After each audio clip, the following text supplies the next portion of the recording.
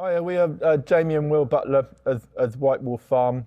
We run this farm together. I primarily focus on the dairy and the livestock side of the business, and Will's very much on the crops and arable. Yeah. So an autumn block calved starts on the 15th of August, and we go through to around about mid-December. So we're coming up to the end of the calving season now. The cows go out to graze in the summer, and we aim very much to get a whole circular system integrated with the crops, so that nutrients are going into the crops at the right time in the spring, and then the cows in the winter are eating the forages and producing a decent amount of milk in the winter period. The parlour is a 24-48 swing over herringbone parlour. We run it with 2 people in it and 1 person getting the cows in. We milk cows very quickly and very efficiently through it. We have a very, very rigid regime of when we wipe the cows and clean them to the break and then putting the clusters on. The cows know exactly what they're doing. The people know exactly what they're doing. It's very structured, very quick, very efficient. Yeah, the land we're obviously in a bowl on the farm, with a river running through it. So most of the land is on a chalky loam that's fairly easily manageable. As we get down towards the bottom of the farm where the river is, the land gets heavier. We've got a bit of clay about. So 90% of the year the land is okay. This year, we've had trouble getting crops established, although we have done it, but it's been pretty wet. So the whole farm's 1,200 acres, or 464 hectares. We have roughly depending on cropping, we have roughly 600 to 650 acres under the combine, which is mainly wheat. After that, we have about 100 acres of whole crop, which is a mix of rye, winter oats, spring beans, and vetch. That's harvested to forage in July. The other crop we have roughly 200 acres of maize, and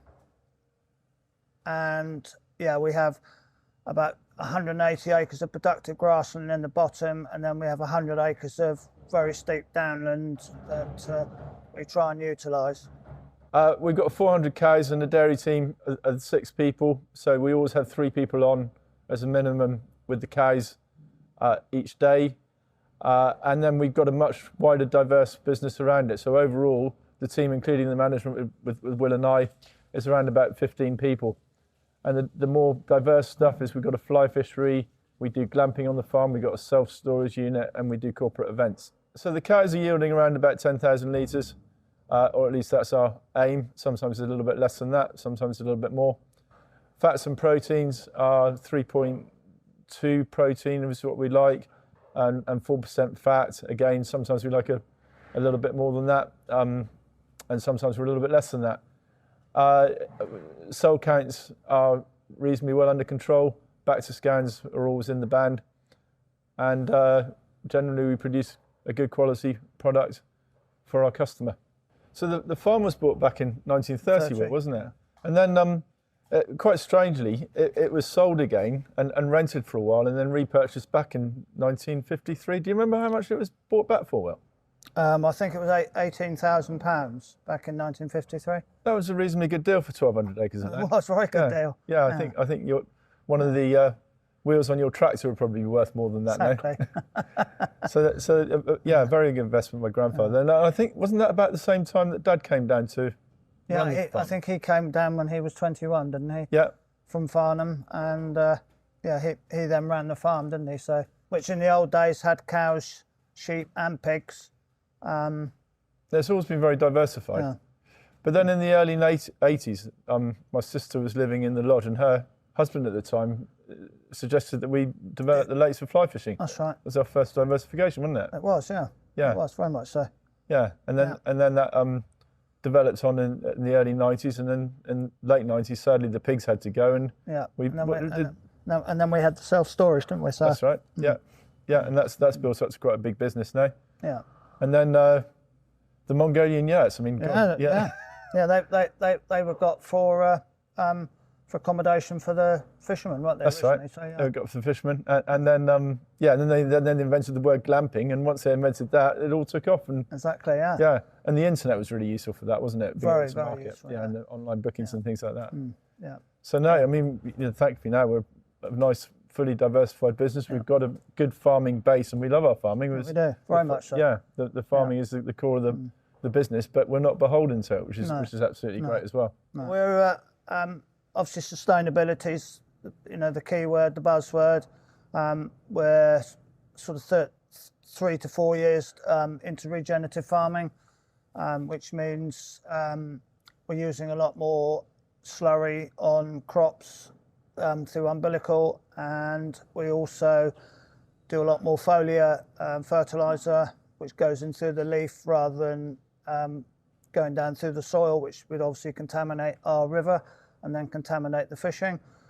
So we're very proud to be doing as much cover crop as we can. We try not to have any land bare over the winter or things like that. And the key bit is at harvest it can be very hot, and which the top sort of 6 inches of your ground burns up. So we try as quick as we can behind the combine and baling to establish a cover crop, which would be things like millet, linseed, crinola, vetch, winter oats, spring beans, and anything we can get. Something that's as deep rooting as we can. Obviously, that hopefully will save having to burn diesel on subsoiling.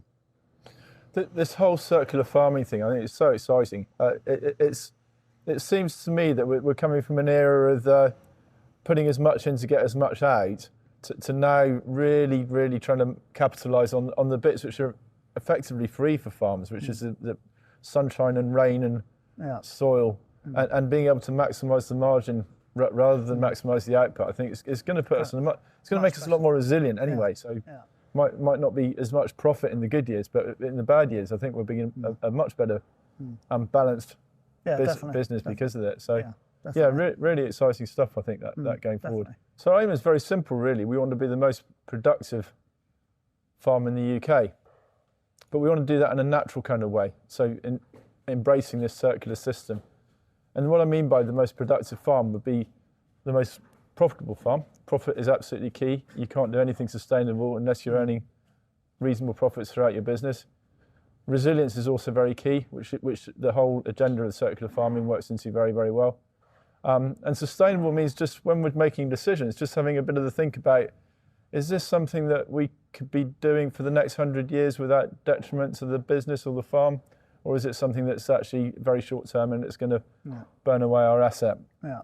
And also wants to be quite intuitive. I think everybody in the farm needs to be knowing what they're doing and how they're doing it. And it wants to be very obvious to everybody, which is part of the reason for going on this strategic farm journey. so that we're sharing it, and that other people who are on the same path who will be able to share back with us. So I'm absolutely certain that would be a complete bonus for this farm, and if we can help other people by showing them what we're doing, that's absolutely great. So they're the kind of main things, really. Yeah, I quite like the idea of the steering group, where you got 10 people working with us. As much as anything, is an accountability thing, because it's all very well coming up with some ideas, and we've got lots of ideas, and we're very good with ideas, and we do quite a lot of experimentation. But to have somebody coming in from the outside going like, not sure about that, or have you thought about this? Yeah. And also, I think we've got quite a wide range of people on our steering group. Definitely. Yeah. So I think that there'll be an interesting conversation, which I think hopefully will be interesting for everybody, ourselves and outside the business as well. Yeah, definitely. Hopefully we'll learn something from someone else as well. So.